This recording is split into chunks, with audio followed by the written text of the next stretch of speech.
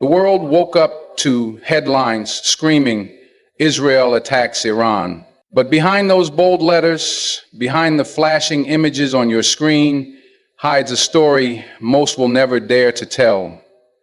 A story wrapped in decades of fear, silent deals, secret meetings, and the kind of power struggle that shapes the fate of entire nations. This is not just another conflict. This is a collision of history and ambition, of survival and dominance. What you're about to hear goes far beyond the missiles, beyond the politics, beyond the carefully scripted speeches. You're about to enter the mind of nations to witness the raw, unfiltered truth they never wanted the world to see. Because when a superpower strikes, it's not always about the target. Sometimes it's about what they're desperately trying to protect. And when fear begins to lose its grip, even the most powerful will gamble everything to maintain control. Tonight, I will take you behind the curtain, behind the headlines, into the very heart of why Israel attacked Iran. Not the version they want you to believe, the real version. And once you hear it, you will never see this conflict the same way again. Stay with me, because the truth begins right now. Israel's fear of Iran is not just rooted in weapons or military strength. It's something far more powerful, ideology. Iran represents a vision of the Middle East that completely opposes Israel's existence and its current dominance in the region. For Israel, Iran is not simply another nation with military capabilities. It is a revolutionary force that inspires resistance across the Muslim world. Iran's growing influence means that more nations, more groups, and more people begin to challenge Israel's authority, its policies, and its very foundation. This is not a war of missiles alone. It's a war of ideas, of hearts, of loyalties. As Iran strengthens its ties with nations and movements throughout the Middle East, it builds a web of influence that threatens to encircle Israel. Hezbollah in Lebanon, the Houthis in Yemen, groups in Iraq, Syria, and even inside Palestine. All are directly or indirectly supported by Iran. This network creates constant pressure on Israel's borders, leaving it feeling increasingly cornered. Every new Iranian alliance chips away at Israel's control, turning regional dynamics against it. Israel has long benefited from being the dominant power in a divided Middle East. But Iran is slowly changing that game, fostering unity among groups that share its vision of opposing Western-backed dominance. What terrifies Israel even more is that Iran's message resonates with oppressed people far beyond its borders. The oppressed see Iran as a symbol of defiance against Western occupation, colonialism, and injustice. This gives Iran a soft power that no missile can match. As Iran's reach grows, Israel fears losing not just its military edge, but its psychological advantage. The narrative of being the eternal victim, surrounded by hostile forces, begins to weaken as more voices rise against it. This ideological rise of Iran challenges the very identity of Israel as the sole dominant force in the region. It forces Israel to act, to strike preemptively, not just to destroy weapons, but to crush a growing idea. Because when an idea spreads, borders mean nothing. That's the war Israel fears the most. Israel's deepest fear has always been Iran's nuclear ambition. This is not just about one bomb or one facility. This is about survival. In the heart of Israel's leadership, there exists a constant anxiety that if Iran ever crosses the threshold of becoming a nuclear-armed state, the entire balance of power in the Middle East would tilt forever. Israel has lived for decades under the security of its own unspoken nuclear capability, giving it silent dominance over its neighbors. But the moment Iran steps into that club, Israel loses its ultimate leverage. The concept of deterrence changes. For the first time in its history, Israel would face a rival capable of matching its most secretive, most powerful threat. It is not just military destruction they fear. It is the destruction of psychological superiority. The very notion of being untouchable vanishes. Countries that once hesitated to challenge Israel might find new courage under the protective umbrella of a nuclear Iran. And beyond the politics and strategies lies the ultimate terror, the fear of annihilation. The historical trauma that shapes Israel's national psyche makes the idea of a nuclear Iran unbearable. Israel doesn't see Iran's nuclear program as a distant possibility. It sees it as an approaching nightmare. Every enrichment facility, every centrifuge spinning in Iranian labs is viewed not just as technology, but as a ticking clock counting down to disaster. This is why Israel has repeatedly carried out covert operations, assassinations, sabotage within Iran. It is a desperate attempt to delay the inevitable, because once Iran reaches nuclear capability, Israel's long-standing military dominance dissolves. The region enters a new era where Israel no longer dictates the rules, but instead must live in constant negotiation with a rival holding equal power. That is a reality Israel refuses to accept. Iran's strategy has never relied solely on its own borders or conventional military strength. Instead, it has built a complex web of proxy forces across the region that serve as both a shield and a sword against its adversaries, especially Israel.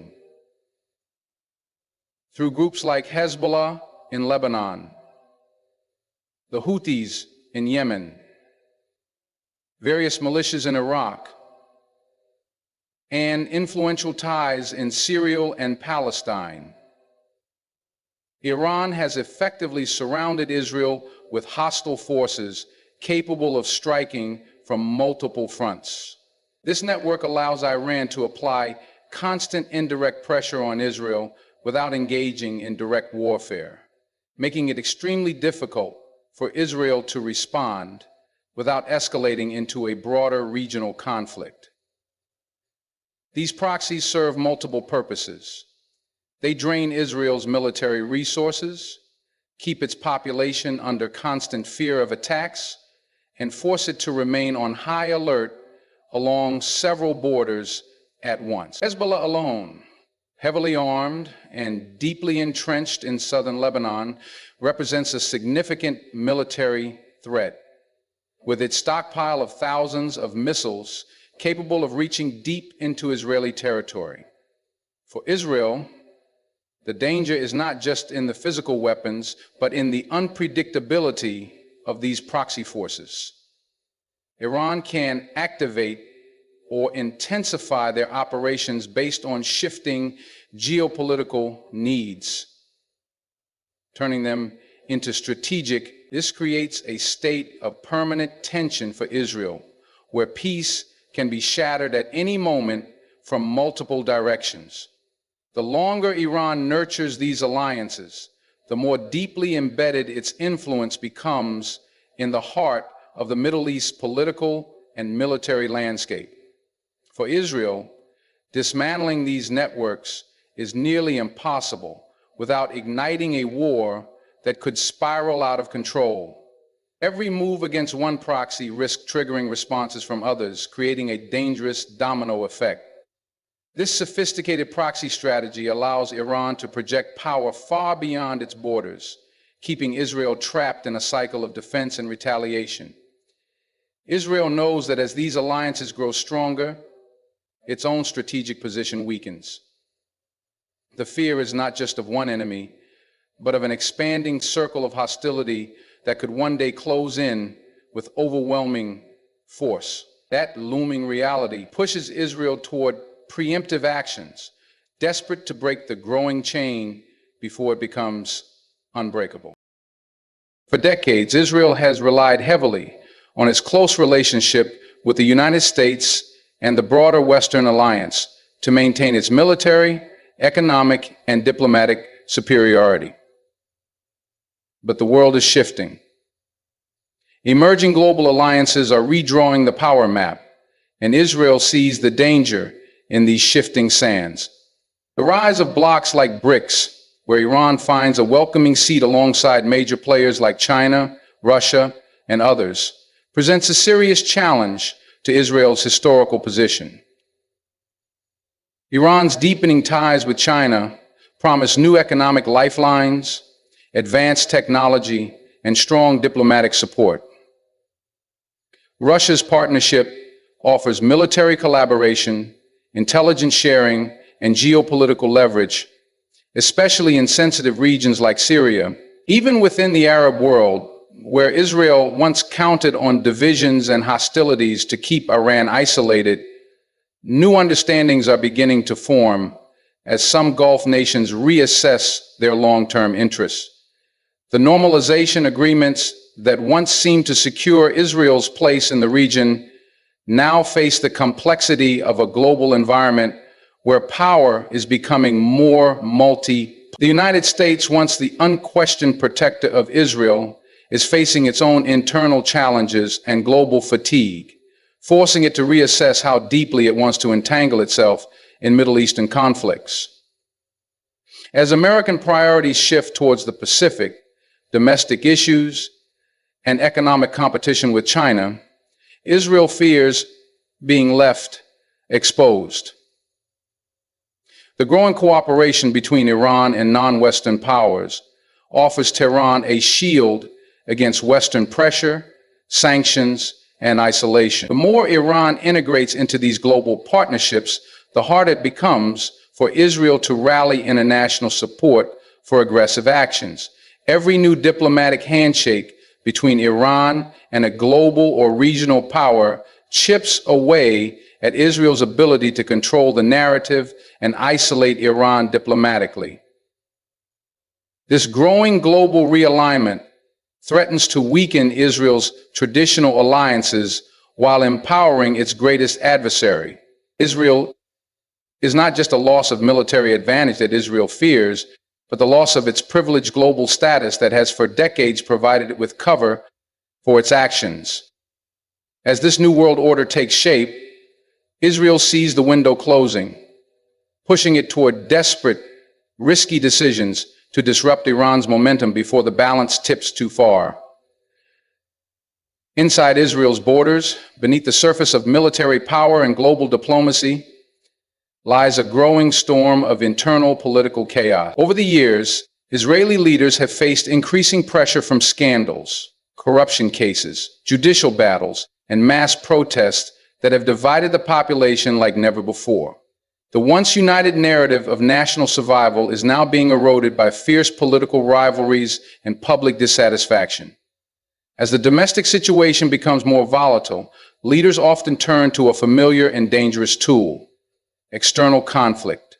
When the streets fill with protesters demanding justice or the government teeters on the edge of collapse, nothing redirects public anger faster than the threat of war. A strike against a powerful enemy like Iran instantly shifts the national focus from domestic failures to national unity. Suddenly, criticism fades, the opposition softens, and the people rally behind their leaders, driven by fear and patriotism. This is not a new strategy. History is filled with examples where governments under internal pressure have sought to manufacture external enemies to strengthen their grip on power. In Israel, where the collective memory of existential threats runs deep, this tactic carries immense emotional weight. Leaders know that invoking the specter of Iranian aggression can silence dissent, unify fractured political factions, and buy time to navigate internal scanned. Each missile launched, each military operation carried out is not only aimed at Tehran, but also at stabilizing shaky ground at home. The leadership plays a high-stakes game, hoping that external aggression will outweigh internal grievances, even as it risks dragging the entire region into a wider conflict. But as this cycle repeats, the stakes grow higher. The public may rally temporarily, but underlying divisions remain, simmering beneath the surface, ready to explode once the external threat fades. For Israeli leaders trapped in political turmoil, striking Iran becomes a calculated gamble. It is a dangerous attempt to transfer the battlefield from the chaotic halls of domestic politics to the global stage, where fear can be more easily controlled than discontent. In doing so, they risk lighting a fire far greater than the one they seek to extinguish at home. In modern warfare, the battle is not only fought with missiles, drones, or soldiers. It is fought in headlines, on television screens, across social media platforms, and within the minds of billions around the world. Israel has mastered the art of controlling global narratives, often presenting itself as a nation under constant threat, defending its right to exist against relentless enemies. But as Iran rises, that carefully crafted image begins to crack. Iran's growing presence on the global stage threatens to expose a different side of the story, one where Israel's actions are increasingly seen as aggressive rather than defensive. The more Israel strikes preemptively, the harder it becomes to maintain the image of victimhood by attacking Iran and framing it as a rogue state pursuing nuclear weapons, sponsoring terrorism, and destabilizing the region. Israel attempts to keep international sympathy firmly in its corner. It seeks to reinforce the idea that any military action taken against Iran is an act of self-defense, not aggression. This narrative is crucial to securing continued Western support, financial aid, advanced weaponry, and diplomatic protection, especially in institutions like the United Nations, where global opinions are constantly shifting. But Iran's expanding alliances and its growing influence in non-Western media challenge this monopoly over the narrative. New voices, new media outlets, and emerging powers are telling stories that don't align with Israel's long-standing portrayal. As these alternative narratives gain ground, Israel fears losing its grip over global public opinion. If the world begins to see Iran not as the sole villain, but as a nation resisting Western and Israeli dominance, the moral high ground that Israel depends on starts to erode. Israel understands that perception shapes policy. If global sympathy shifts, even slightly, it could weaken international sanctions against Iran, reduce military cooperation, and increase diplomatic isolation for Israel itself. Every strike against Iran is not just a military operation, it is a media campaign designed to dominate headlines, frame the conflict, and sway international opinion before alternative perspectives take hold. This battle for the world's sympathy may be the most important war Israel is fighting, because once the narrative slips away, so too does the silent permission of the world to continue its policies unchecked. So now you see the full picture. This is not just a simple war between two nations. This is a chessboard where every move carries the weight of history, fear, pride, and survival. Israel's strike on Iran is not a sudden reaction. It is a desperate act born from years of anxiety, growing pressure, and shifting power.